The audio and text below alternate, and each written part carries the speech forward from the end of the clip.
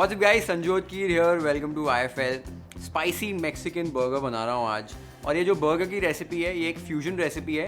एक बुरीटो inspired Mexican burger बना रहा हूँ। बुरीटो में जो जो चीज़ें जाती हैं वो चीज़ें यूज़ करके ये बर्गर बनेगा और बहुत ही डिलिशियस बर्गर बनता है। ये जो बर्गर पैटी है उसमें सॉटेड वेजिटेबल्स, बीन्स और कुक्ड राइस जाएगा और बहुत ही डिलिशियस एक मैक्सिकन बर्गर पैटी बनेगी। साथ ही में इस बर्गर के लिए एक स्पाइसी मेयोनेज़ और एक होममेड साल्सा कैसे बनाते हैं उसकी भी रेसिपीज़ आपको बताने वाला हूँ। और फिर उसके बाद बर्गर बन के ऊपर थोड़ा सा लेटिस, ये burrito inspired burger patty, spicy mayonnaise, salsa और क्रंची नाचोस डालकर एक बहुत ही डिलिशियस स्पाइसी मैक्सिकन बर्गर बनेगा, जो मेरा one of the most favourite veg burger है। तो ये बर्गर बनाने के लिए सबसे पहले एक होममेड मैक्सिकन सीजनिंग बनानी है, उसकी तैयारी कर लेते हैं। एक मिक्सर ग्राइंडर जार में 1 टीस्पून ज़ीरा पाउडर, आधा टीस्पून धनिया पाउडर, 1 टीस्पून लाल मिर्च पाउडर, 1 टीस्पून ऑरिगैनो, आधा टीस्पून आमचूर powder, 1 teaspoon garlic powder, 1 teaspoon onion powder, आधा टीस्पून काला नमक, 1/4 टीस्पून काली मिर्च का पाउडर और आधा टीस्पून नमक। ये सारी चीज़ें ऐड करके आपको मिक्सर ग्राइंडर यूज़ करके पीस लेना है। अगर आप इस सीजनिंग को पीसना नहीं चाहते तो एक बरनी में ऐड करके सारे इंग्रेडिएंट्स को मिला भी सकते हैं। अब आप देख सकते हो मैंने सारे मसालों को एक साथ पीस कर एक पाउडर तैयार कर लिया है और ये हमारी मैक्सिकन सीजनिंग जो है वो रेडी हो गई है।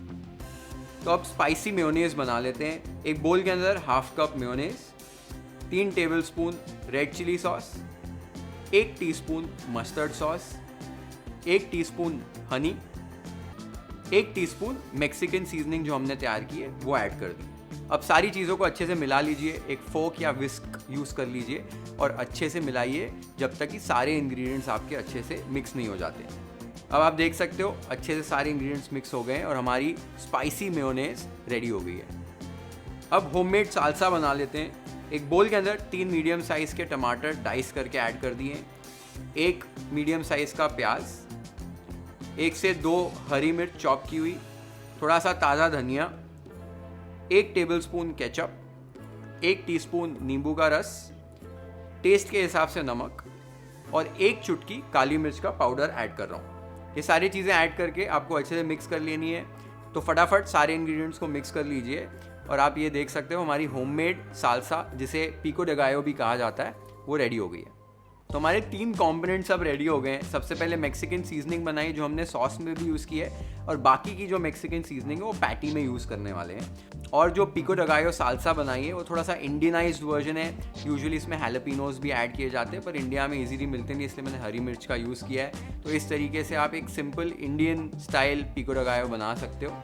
अब हमें पैटी तैयार करनी है। तो पैटी तैयार करने के लिए पहले मैं वेजिटेबल्स को सौते करने वाला हूँ और फिर उसके बाद मैंने कुछ राजमा और राइस को कुक करके रखा है। ये तीनों चीज़ों को मिला के एक पैटी तैयार करेंगे। सबसे पहले कुछ वेजिटेबल्स को सौते कर लेते हैं। तो एक पैन के अंदर 1 टेबलस्पून ऑयल ऐड करना है। ऑयल ऐड करके तेल को गरम कर लीजिए अच्छे से।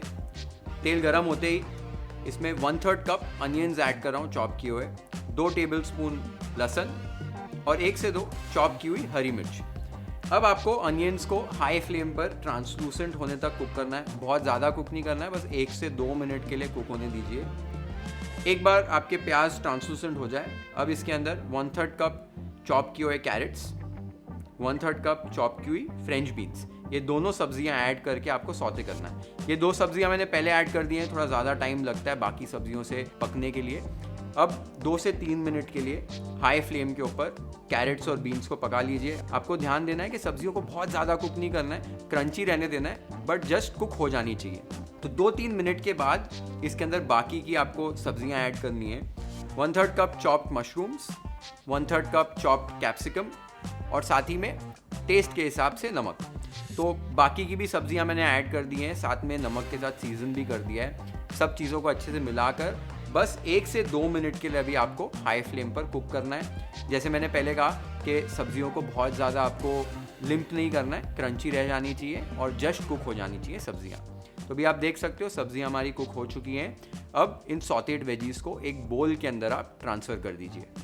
सब्जियां आपने बोल में ऐड कर दी और इन्हें थोड़ा सा जैसे ठंडा कर लिया, तो इसमें बाकी के हमें इंग्रेडिएंट्स ऐड करने हैं। यहाँ पर मैं 1 कप बॉइल्ड राजमा ऐड कर रहा हूँ, 1 कप कुक किए हुए राइस, कोई भी राइस ऐड कर सकते हो पकाकर, एक छोटी मुट्ठी भर ताज़ा धनिया, 2 teaspoon red chilli sauce, 2 tablespoon Mexican seasoning जो हमने अभी तैयार की थी, टेस्ट के हिसाब से नमक। अब सारे इंग्रेडिएंट्स ऐड करने के बाद एक पोटैटो मैशर से आपको मैश करना है सब चीज़ों को अच्छे से। सारी वेजिटेबल्स को, बीन्स को, राइस को अच्छे से मैश कीजिए जब तक कि ये अच्छे से कंबाइन नहीं हो जाते। आपको ध्यान देना है कि सारी चीज़ें अच्छे से मिल जानी चाहिए, अच्छे से मिक्स हो जानी चाहिए। आपकी जो वेजिटेबल्स हैं वो थोड़ा सा स्ट्रक्चर होल्ड करेंगी, लेकिन जो आपके बीन्स और आपके जो राइस हैं वो अच्छे से मैश हो जाएंगे। अभी आप देख सकते हो मैंने सारी चीज़ों को अच्छे से मैश कर लिया है। एक स्पून से आप मिक्स कर लीजिए और चेक कर लीजिए कि अभी इसमें मॉइस्चर कंटेंट कितना है या इसमें कितनी बाइंडिंग की ज़रूरत है। तो अभी मुझे लग रहा है थोड़ी सी बाइंडिंग इसमें डालनी है, तो यहाँ पर मैं थोड़े से इसमें ब्रेड क्रम्स ऐड कर रहा हूँ। ब्रेड क्रम्स ऐड करने के बाद इसको अच्छे से मिक्स कीजिए। ब्रेड क्रम्स जो है वो छोटे छोटे बैचेस में डालिए, जितनी रिक्वायरमेंट होगी ब्रेड क्रम्स की उतनी ही ब्रेड क्रम्स आपको ऐड करनी है।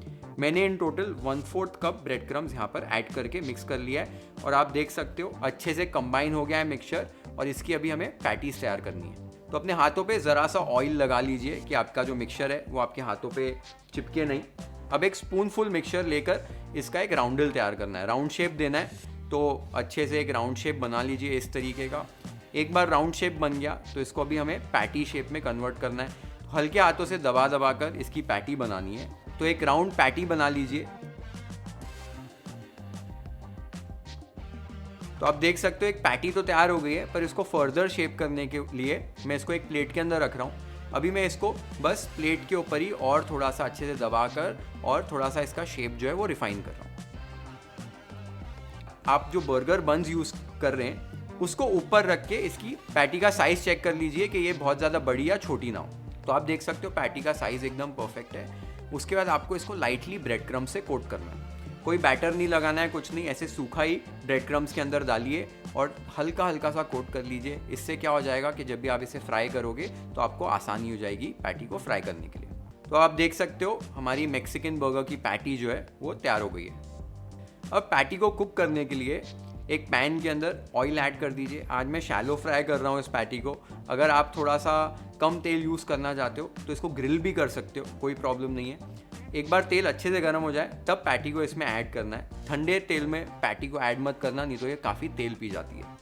एक तरफ से आपको मीडियम हाई फ्लेम पे पैटी को अच्छे से कुक करना है। एक क्रस्टी लेयर आ जाना चाहिए, थोड़ा सा गोल्डन ब्राउन कलर आ जाना चाहिए। बाहर से पैटी आपकी क्रिस्प हो जाएगी और अंदर से एकदम सॉफ्ट रहेगी। तो अब आप देख सकते हो मैंने 1 से 2 मिनट के लिए एक साइड से पैटी को पका लिया है। इस स्टेज पर पैटी को आराम से फ्लिप कर दीजिए और दूसरे तरफ से भी 1 से 2 मिनट तक पका लीजिए, या जब तक कि गोल्डन ब्राउन कलर नहीं हो जाता और थोड़ी सी क्रंची नहीं हो जाती आपकी पैटी बाहर से। ध्यान रखना है कि पैटी के सारे इंग्रेडिएंट्स अंदर से प्री कुक्ड हैं, बस बाहर से आपको पैटी को एक क्रस्टी लेयर देना है और पैटी अंदर से गर्म हो जानी चाहिए, तब तक ही आपको पैटी को पकाना है। अभी आप देख सकते हो हमारी जो बर्गर पैटी है उसके ऊपर अच्छे से कलर आ चुका है, एक क्रस्टी लेयर भी आ चुका है। बस इस स्टेज तक आपको बर्गर पैटी को पकाना है। अब बर्गर बन्स को टोस्ट करने के लिए एक गरम पैन के ऊपर थोड़ा सा बटर लगाना है। बटर लगाते ही दोनों बर्गर बन्स को बटर से अच्छे से कोट कर लीजिए एक तरफ से। अब आपको मीडियम हाई फ्लेम के ऊपर बर्गर बन्स को टोस्ट करना है। हल्का सा प्रेशर अप्लाई कर दीजिए बर्गर बन्स के ऊपर। इससे क्या होता है, एक इवन कलरिंग आती है नीचे बर्गर बन्स के ऊपर।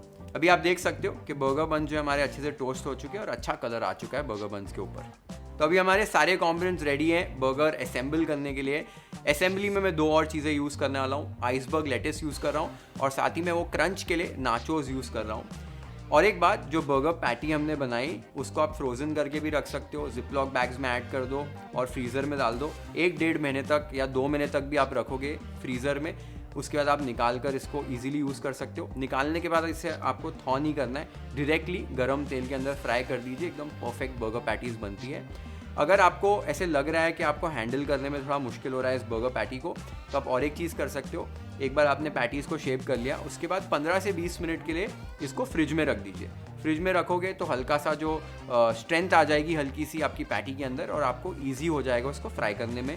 ये पैटी काफ़ी सॉफ्ट होती है, तो इसको थोड़ा अच्छे से लाइट हैंड से हैंडल कीजिए। तो अब सारे कॉम्पोनेंट्स रेडी है। Now let's assemble our spicy Mexican burger YFL style.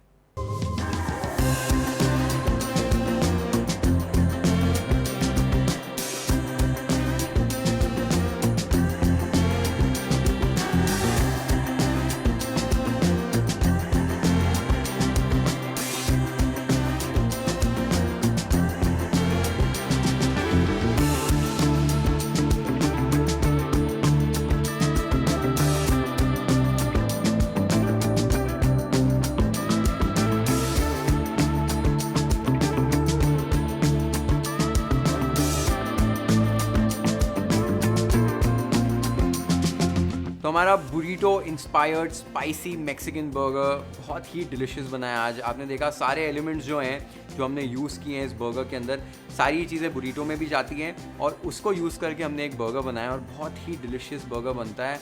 अगर आपको गुआकामोल पसंद है एवोकाडो से जो बनता है तो वो भी इस रेसिपी में ऐड कर सकते हैं और वो भी बहुत डिलिशियस लगता है। तो वो एक ऑप्शनल चीज़ है जो आप ऐड कर सकते हो इस बर्गर के अंदर। तो ज़रूर ट्राई करो ये रेसिपी अपने घर पे और मुझे बताओ कमेंट्स में आपको कैसी लगी। Share this video with your friends and family. Hit the like button if you've liked this recipe.